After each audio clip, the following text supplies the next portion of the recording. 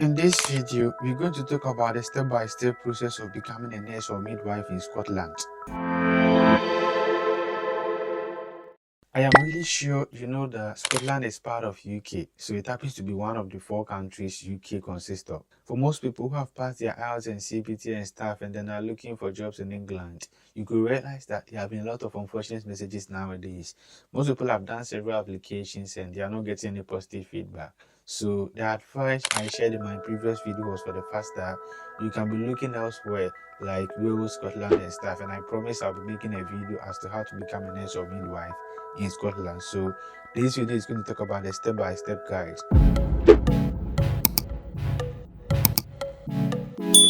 There are a couple of steps you're going to look at in this video. They might appear very simple, but there are a lot of steps to be done in there. But what I want to say is that it takes consistency, one step at a time, and then you possibly get there. You may be asking, if you want to become a nurse or midwife in Scotland, what is the first thing you've got to do?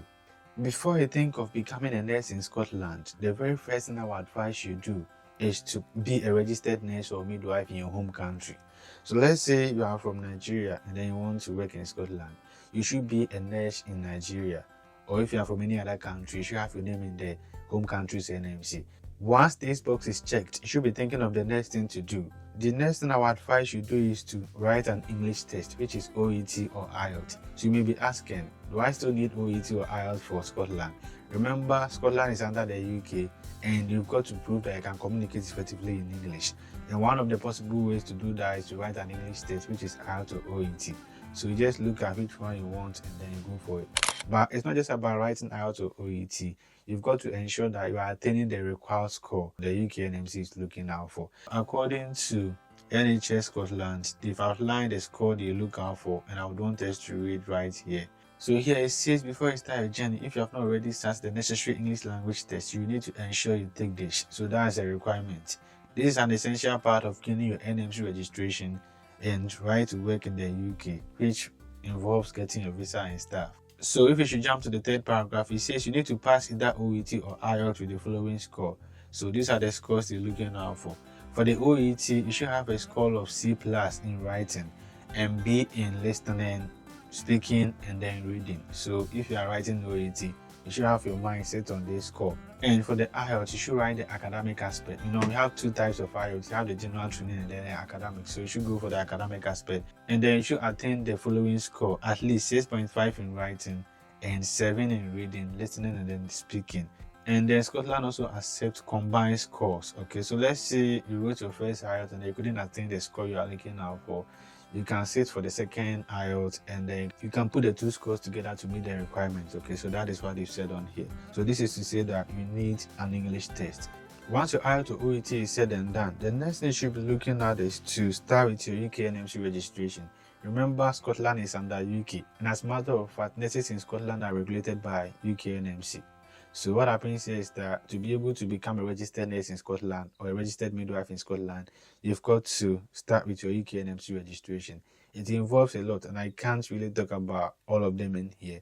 I have a complete video on this topic, how to register with the UK NMC, the requirements and everything you need to know. I've done that video and I'm going to leave the link in the description so that at least you can check it out. Once you start registration with the UK NMC, they have to do what we call eligibility checks. So they have to make sure that you are really eligible to work as a nurse or midwife in the UK, specifically Scotland, England, Wales and stuff. The UK NMC will have to ensure that you're eligible to work as a nurse in Scotland. And it is during these moments that you can move on to the next session, which I'm going to talk about really short. Writing your CBT. So you may be asking, why the CBT and what is the CBT? It is called computer-based test. It happens to be one of the tests of competencies. There are 2 of them. We have the CBT and then the OSCE.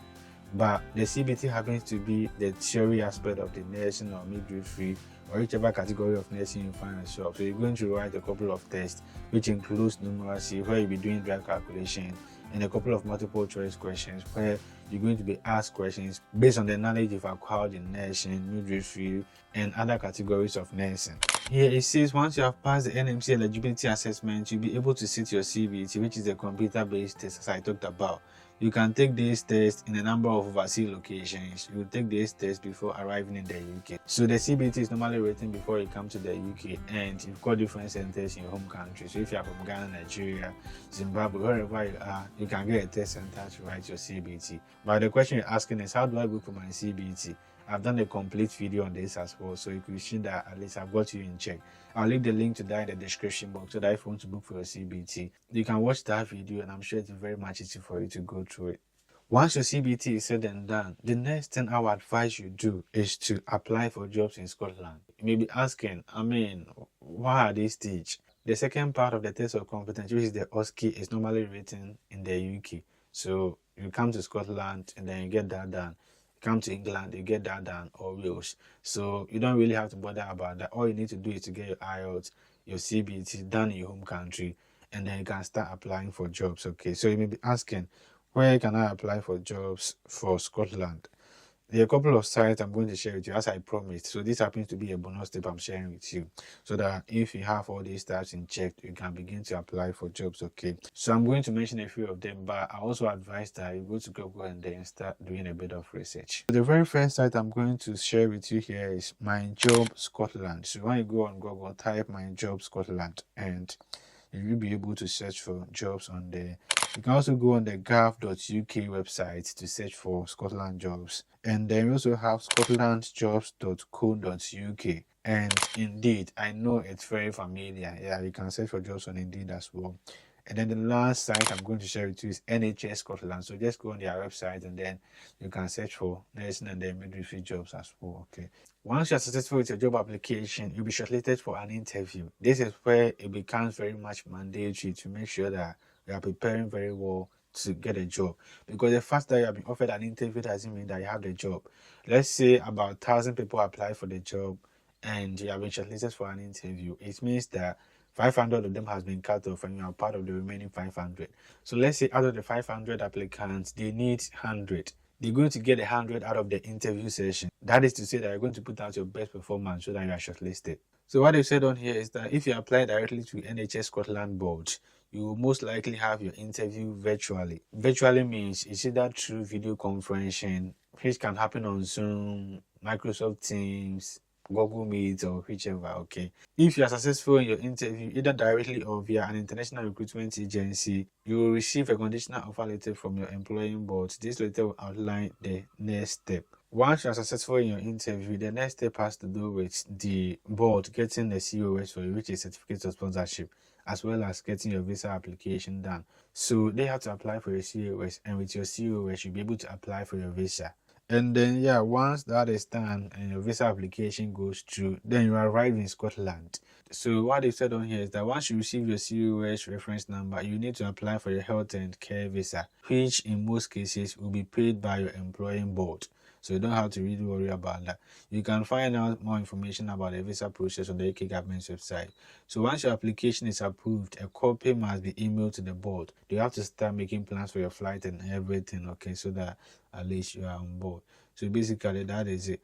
Once you arrive in the UK, then you should be thinking of your OSCE as well as your NMC pin. So remember, the fact that you've come to Scotland to work for this NHS hospital doesn't mean that you're a registered nurse. You are considered a pre-registered nurse until you pass your OSCE. It is after your OSCE is done and passed that you are considered as a registered nurse. So there you'll be issued a pin by the UK NMC. This is what they've said about your OSCE and pin once you get to Scotland. They've said that when you arrive in Scotland, you'll be working as a band 4 pre-registered nurse or midwife until you pass your NMC test of competence pass 2, which is the OSCE, within 8 months of your arrival. So within 8 months, you ensure that this is done. Your first OSCE attempt might be taken within 12 weeks of your arrival or start date. So it is presumed that by 12 weeks, you should have prepared enough for your OSCE. And I think most of these NHS hospitals will train you for that, okay? Your board will help you through these exams with a lot of training and support, as I said. So you can find out more on the NMC website. Once you have successfully passed your OSCE, you have gained full NMC registration and can now work as a registered band 5 or above nurse or midwife in the UK. So yeah, this is basically what you've got to do to become a nurse in Scotland. But sometimes you may want to go further to write your OSCE, which means you've got to book it yourself. But the question is, how do you do it? I have a complete step-by-step tutorial on how to book for your own OSCE. I'll leave the link in the description box as well, so that it's much easier for you, especially if you want to stand a chance of getting the jobs ahead of other applicants. Okay, yeah.